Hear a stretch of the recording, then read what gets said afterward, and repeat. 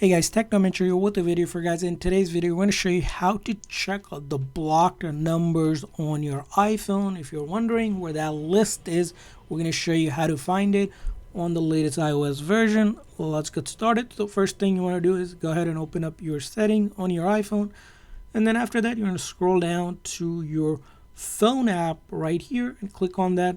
From there on, you'll see here there's a bunch of options here, but right here is your blocked numbers or contacts. If you click on that, so click on that here.